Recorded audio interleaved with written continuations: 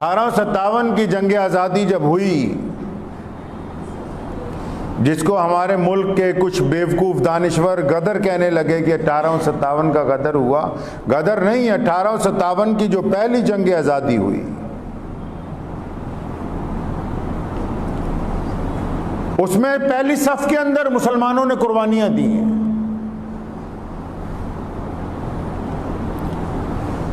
अंग्रेज ने पूछा था, मलका बरतानिया ने इस पे सवाल पुटअप करवाया था कि और दीगर अकवाम भी देश के लिए लड़ रही, लेकिन ये सबसे आगे क्यों हैं, इनकी तादाद कम है, हालांकि ये अकलियत के अंदर हैं। तो उसे दानिश्वरों ने बताया कि इनके प्यारे नबी हज़रत मोहम्मद रसूलुल्लाह सल्लल्लाहु अलैहि वसल्लम का हुक्म है कि जालिम के खिलाफ लड़ना अल्लाह की रज़ा के अंदर शामिल है। ये फलसफा मोहम्मद रसूलुल्लाह ने अता किया है। आज हम जिस तारीखी मस्जिद में बैठे हैं, ये सिर्फ मुसलमानों के लिए ही नहीं, बल्कि इस मुल्क की जंग आज़ादी की वो गवाह है जिसने अपने चश्मों के साथ, अपनी आंखों के साथ उस दौर को देखा है जब अच्छे अच्छे घरानों के लोग अंग्रेज के घोड़ों की लीक चाटते थे। उस वक्त इन तरों दीवार से इस मुल्क को आज़ाद कराने के लिए नारे बुलंद किए जाते थे। जब लोग अंग्रेजों की चमचागिरी करना अपने लिए फख्र की बात समझते थे, उस वक्त में नारा लगाया गया कि नहीं, अंग्रेज को इस मुल्क को छोड़ना होगा। आज कुछ ऐसे लोग हैं जो पूछते हैं कि मुसलमानों ने कौन सी कुर्बानियां दी हैं। इस मुल्क का जर्रा जर्रा हमारी शहादतों से लबरेज है। और सरदार वल्लभ भाई पटेल ने सन 1936 में अपनी रिपोर्ट में लिखा था कि किस्सा खानी बाजार में जब 1100 सुर्खपोश पठानों ने इस मुल्क की आजादी के लिए मार्च निकाला और जनरल डायर सामने खड़ा था, और जब उसने गोली चलाई तो उन 1100 मुसलमानों ने अपनी छाती पर गोली खाई है, एक भी गोली हमारी पीठ के ऊपर नहीं लगी। और फिर ये पूछते हैं कि गालिब कौन है।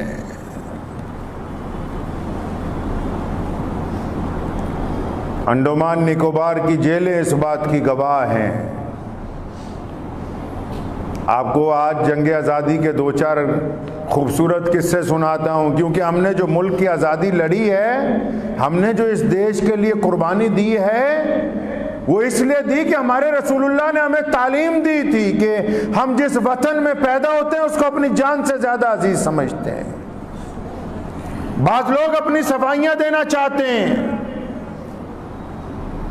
लेकिन हम बता दें पूरी दुनिया के लोगों को कि हम बहैसियत मुसलमान बड़े फख्र के साथ इस मुल्क की रूए ज़मीन पर पैदा हुए, हमारे आबो अजदाद यहाँ पैदा हुए, हमारी मसाजिद और मकाबिर यहाँ पर मौजूद हैं। हमें तब भी कल भी फख्र था कि हम भारत के वासी हैं और इसी ज़मीन में दफन होंगे। ये हम पे अल्लाह तबारक व तआला का कर्म है। जलियांवाले बाग का नाम सुना है? जनरल डायर ने वहाँ गोली चलाई थी। डॉक्टर सैफुद्दीन किचलू को पकड़ लिया अंग्रेज ने, तो किचलू के सदारत में वो जलसा होना था, तो डॉक्टर साहब की तस्वीर रख के जलियांवाले बाग में प्रोग्राम हो रहा था। तो जब सुबह को ये जलसा होना था, तो अमृतसर का जो सुपरिटेंडेंट पुलिस था उसको जनरल डायर ने अपने कमरे में बुलाया। ध्यान से सुन लो ये किस्सा, बहुत सारे लोगों को तारीख ही नहीं पता कि इतिहास कहता क्या है। जो अमृतसर का एसपी था, उसको जनरल डायर जो था वो डिप्टी कमिश्नर था अमृतसर का, और पंजाब का गवर्नर मिस्टर एडवायर वो स्पेशल वहां अमृतसर पहुंचे कि कल को जलियांवाले बाग में एक एजिटेशन होना है, इसको रोका कैसे जाए। तो इन दोनों ने रात को जब मीटिंग की तो एसपी को बुलाया अपने दफ्तर में। 6.5 फुट का एक नौजवान जो अमृतसर का एसपी था, वो जब जनरल डायर और जनरल एडवायर से जाके मिला उस कमरे के अंदर, तो डायर ने उसको हुक्म दिया तहरीरी तौर पर कि सुबह को जलियांवाले बाग के अंदर जो लोग अंग्रेज सरकार के खिलाफ एजिटेशन करेंगे आपने उन पर गोली चलानी है। हम पूरी ताकत के साथ उस एजिटेशन को कुचलना चाहते हैं। सरकार का आदेश है कि जनरल डायर सुबह को वहां आपके हुक्म के साथ गोली चलाई जाएगी। सुनो उस एसपी ने क्या कहा। उस एसपी ने कहा कि मियां साहब, मैं अंग्रेज पुलिस का एसपी जरूर हूं, लेकिन मैंने मुहम्मदुर रसूलुल्लाह का कलमा पढ़ा है। हमारे दीन में, हमारे दस्तूर में निहत्तों पर गोली चलाना हराम है। मैं किसी कीमत पर अपने मुल्क के लोगों के ऊपर गोली नहीं चला सकता। जलियांवाले बाग पर जाकर नमस्तक होने वाले इस बात को जानते नहीं कि वो इस लुधियाने का रहने वाला, ऑक्सफोर्ड यूनिवर्सिटी से पढ़ के आने वाला नौजवान एसपी खान अहमद जान लुधियानवी, जिसने उस रात को अंग्रेज जर्नल के साथ पंगा ले लिया। अगर कोई और मुलाजिम होता, अगर कोई और मतहत होता तो वह हत्ता इनकार ना करता, वो इस बात के ऊपर राजी होता कि मैं इन पे गोली चलाऊंगा। उस बहादुर आदमी ने अपना पेटी उतार कर मेज पे रख दी, इस्तीफा दे दिया, लेकिन लोगों के ऊपर गोली चलाने को मंजूरी नहीं की। बताओ कोई ऐसा है और कोई? तारीख पढ़ के बताओ। बड़े बड़े लोग अंग्रेज के मुलाजिम नहीं रहे। बड़े बड़े नवाबों ने, रजवाड़ों ने अंग्रेज के साथ सुलह नहीं की, जागीरें नहीं लेते रहे, उनके घोड़ों की लीद नहीं चाट रहे। मिर्जा गुलाम अहमद कादियानी जैसे बदबख्त अंग्रेज की मुखबरियां नहीं करते रहे, उसके हक में किताबें नहीं लिखते रहे। है कोई ऐसा नौजवान जो अंग्रेज जनरल डायर के सामने कहता कि मैं नहीं गोली चलाऊंगा? एसपी खान अहमद जान ने, उठाओ इतिहास।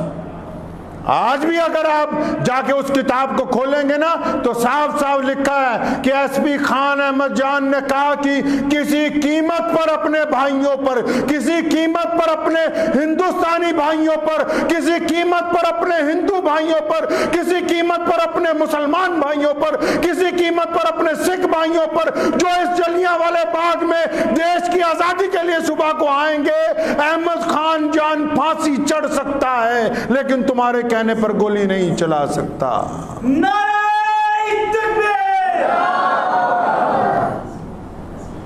और फिर क्या किया? जनरल एडवायर ने उसे कहा था, जो अंग्रेज का गवर्नर था पंजाब का, कहने लगा अगर तुम वायसराय इंडिया के दोस्त ना होते। ये नौजवान इतना ज्यादा पढ़ा लिखा था कि जो भारत का गवर्नर जनरल था उसका दोस्त था, इसलिए अमृतसर में एसपी लग गया। कहने लगा अगर तुम उसके दोस्त ना होते तो अभी तुम्हें गोली मार देता मैं इसी कमरे में। अब हम तुम्हें डिसमिस कर रहे हैं, चले जाओ यहां से। उसने अपनी पेटी उतारी, वहां टेबल पे रखी, वापस उसी रात लुधियाना वापस आ गया। 1942 तक हर एक साल एसपी रैंक का आदमी उस दौर में बहुत बड़ी बात होती थी। एक हवलदार कहीं चला जाता था, पूरा गांव इकट्ठा हो जाता था। अंग्रेज एसपी रैंक का आदमी हर साल अहमद खान जान के घर आता था, यहां मौजपुरा बाजार में खत लाता था, पेंशन लाता था कई हजार रुपए की। खान साहब आप सिर्फ माफी मांग ले इतना कि मैंने डायर की बात ना मान के गलती की माफी मांगता हूं, आइंदा हर बात मानूंगा। इस पर दस्तखत करते हैं, दोबारा कप्तान बन जाएं। दस्तखत कर दीजिए इस कागज पर, दोबारा कप्तान बन जाइए, आप जिले के मालिक बन जाएंगे। पता है एसएसपी की पावर क्या होती है तुम्हें? अहमद खान जान ने 14 साल इनकार के गुजार दिए, अंग्रेज की पेंशन नहीं ली। कोई ऐसी कुर्बानी दे सकता है मुल्क के लिए? फिर भी आज कई लोग पूछते हैं कि मुसलमानों ने क्या देश के लिए किया है। अगर ईमानदारी से कभी इतिहास उठा लोगे ना, ईमानदारी से, तो इस मुल्क की आज़ादी के लिए जितनी कुर्बानियाँ हमने दी हैं, कोई भी उस सफ़ के बराबर नहीं पहुंच सकता। किसी ने 10 साल कुर्बानी दी, किसी ने 20 साल कुर्बानी दी, कोई 50 साल लड़ा होगा। मुसलमानों ने अंग्रेज़ के ख़िलाफ़ 362 साल तक लगातार लड़ाई लड़ी, सिर्फ इसलिए कि इस मुल्क से अंग्रेज़ का कब्ज़ा इसलिए निकल जाना चाहिए क्योंकि इस मुल्क के लोग आज़ाद हैं और आज़ाद ही रहना चाहते हैं। रईसुल अहरार मौलाना हबीबुर रहमान लुधियानवी रहमतुल्लाह अलैह हिंदुस्तान की जंग आज़ादी का सबसे बड़ा चेहरा है। मौलाना लिखते हैं कि जब मुझे पहली दफ़ा अंग्रेज़ ने पकड़ा सिविल नाफरमानी के एजिटेशन में, तो 1 साल की सज़ा दी गई। जिस दिन सज़ा ख़त्म हो रही थी तो डिप्टी कमिश्नर जो लुधियाने का था उसने जज को कहा, सीजीएम को, कि जेल के अंदर जाके अदालत लगा के मौलाना पर एक और मुकदमा हमने दायर कर दिया, उसकी सजा भी आज ही सुना दो। तो लुधियाना जेल में अदालत लगाई गई। ये बिल्कुल सामने थी जेल, यहाँ सिविल अस्पताल के सामने। आप जब इस सड़क पे जाएंगे जो टी पॉइंट के अंदर जहाँ नामधारियों का स्मारक बना हुआ है, जब कमरा अदालत लग गया जेल में, जज साहब का नाम था विद्यासागर, दर्जा अव्वल के मजिस्ट्रेट लुधियाना में, सन 1923। जज साहब ने सरकारी गवाहों की गवाही सुनने के बाद फैसला दिया कि मौलाना आपको अंग्रेज़ के ख़िलाफ़ तकरीर करने के लिए, आपको अंग्रेज़ के ख़िलाफ़ बोलने की वजह से 1 साल की सज़ा और दी जा रही, क्योंकि जो आपने अमृतसर में तकरीर की उसकी रिपोर्टें आ गई, उसके मुताबिक आपको 1 साल सज़ा और दी जाती है। तो मौलाना का कोई बात नहीं, मुझे कबूल है। जब उसने फैसला लिख दिया, जज साहब जब कुर्सी से उठे तो मौलाना के करीब आए और कहा कि मौलाना साहब, मुझे पता है कि सज़ा नहीं बनती, लेकिन जो लुधियाने के डिप्टी कमिश्नर साहब हैं अंग्रेज, उनका हुक्म है कि आपको सजा देनी है।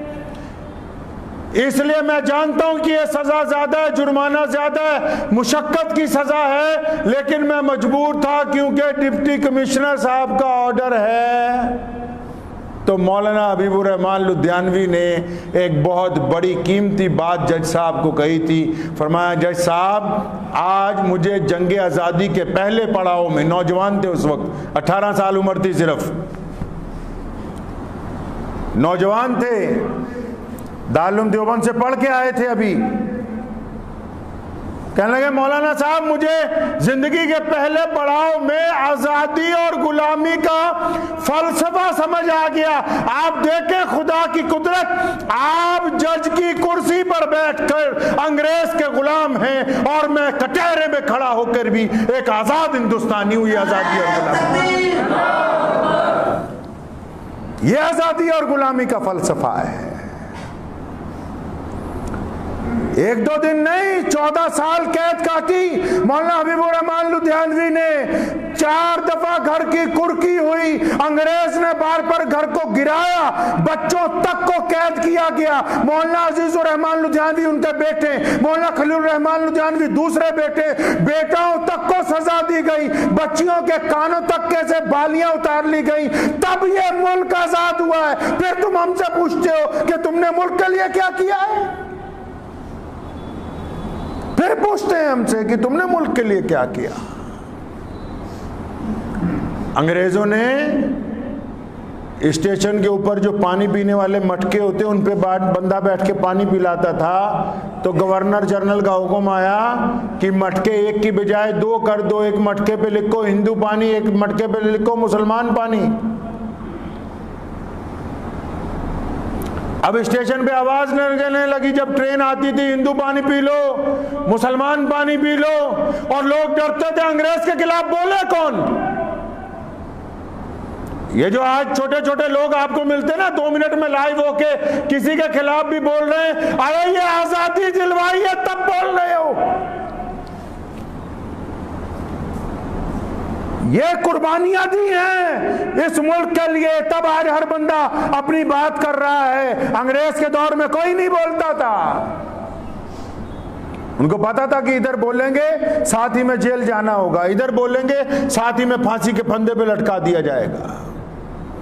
हिंदू पानी मुसलमान पानी के मटके लगाए गए, लोग खामोश थे, लोग डरे हुए थे कि अंग्रेज ये क्या कर रहा है। मौलाना हबीबुर रहमान लुधियानवी फिर उठे, यहाँ बाजार है घास मंडी चौक, वहाँ बहुत बड़ा इज्तिमा किया, सारे हिंदू भाइयों को मुसलमानों को बुलाया, फरमाया चाहते हो मुल्क आज़ाद हो जाए, चाहते हैं आपके मुल्क आज़ाद हो जाए? सबने कहा चाहते हैं। फरमाया चलो फिर आज मटके तुड़वा दिए जाए, जब एक पानी पिएंगे तब मुल्क से अंग्रेज को निकाला जाएगा। और फिर यहां से लेकर पेशावर तक सारे स्टेशनों के मटके तुड़वाए गए। मौलाना हबीबुर रहमान लुधियानवी ने उसमें भी सजा काटी, तब इस मुल्क की आज़ादी करीब आई। फिर हमसे पूछते हैं कि तुमने मुल्क की आज़ादी के लिए क्या किया है। सुभाष चंद्र बोस ने जापान जाना था, अच्छे अच्छे लोग भाग गए रास्ते में से, जाओ जाके बोस को पूछो। बोस जब कलकत्ता से चला, मौलाना हबीबुर रहमान लुधियानवी ने अपने नौजवान बेटा मौलाना खलीलुर रहमान लुधियानवी को सुभाष चंद्र बोस के साथ भेजा, तमाम इंतजामात करवाए, अपने घर में रखा यहाँ लुधियाना 3 दिन। उसकी भी बाद में मुखबरी होकर 2 साल सजा हुई। वो फिर हमसे पूछते हैं कि गालिब कौन है? शहीद आजम भगत सिंह जब गिरफ्तार हुए, उनके बाप सरदार किशन सिंह, बहुत सारे लोगों को यह नहीं पता कि भगत सिंह के जो पिता थे वो बहुत बड़े फ्रीडम फाइटर थे। भगत सिंह को ऐसे ही नहीं आजादी की लौ लग गई, उनका बाप सरदार किशन सिंह बहुत बड़ा फ्रीडम फाइटर था। सरदार किशन सिंह मौलाना हबीबुर रहमान लुधियानवी के दोस्त थे। भगत को जब पकड़ लिया गया, पुलिस ने छापेमारी शुरू की तो उनके भाइयों को, उनकी बड़ी बहन को और कुलतार सिंह उनके बड़े भाई को मौलाना हबीबुर रहमान लुधियानवी ने 3 महीने अपने घर में रखा। वो दौर था जब अंग्रेज पता लगने के बाद मुकदमा बाद में गोली पहले मारता था। फिर पूछते हैं कि आपने मुल्क के लिए क्या किया है? भगत सिंह को सामान पहुंचाने की वजह से, लगातार उनके साथियों को सामान पहुंचाने की वजह से मौलाना खलीलुर रहमान लुधियानवी को 1 हफ्ता तक कोतवाली में तशद्दुद का सामना करना पड़ा। पूरा जिस्म जख्मों से चूर हो गया और उनके वालिद मोहतरम को 2 साल की सजा दे दी गई। फिर आज कई लोग हमसे पूछते तुमने मुल्क के लिए क्या किया है? तभी तो गालिब ने कहा ना, पूछते हैं वो कि गालिब कौन है। इस मुल्क की जंग आज़ादी के एक एक कण के अंदर, एक एक कतरे में हमारा खून शामिल है। जब बड़े बड़े गद्दार पैदा हुए इस दौर में, लोग गद्दारों के खिलाफ बोलते नहीं थे, पता आपको? लोग इसलिए गद्दारों के खिलाफ नहीं बोलते थे। आज भी कोई पुलिस का टॉट हो, कोई बोलता है उसके खिलाफ, अगला बोलता है इसके खिलाफ बोलेंगे तो ये मुझे उठवा देगा। उस दौर में मिर्जा गुलाम कादियानी सबसे बड़ा टॉट था अंग्रेज का, लोग उसके खिलाफ बोलते नहीं थे। मौलाना शाह मोहम्मद लुधियानवी उठे, बड़े बड़े लोग खामोश हो गए कि अगर इसके खिलाफ बोलेंगे तो हम पर मुकदमा हो जाएगा, अंदर चले जाएंगे। फरमाया दुनिया इधर से उधर हो सकती है, मुहम्मदुर रसूलुल्लाह की जगह किसी और को नबी तस्लीम नहीं करेंगे, चाहे तो अंग्रेज की जितनी मर्जी ताकत लेके आ जाए।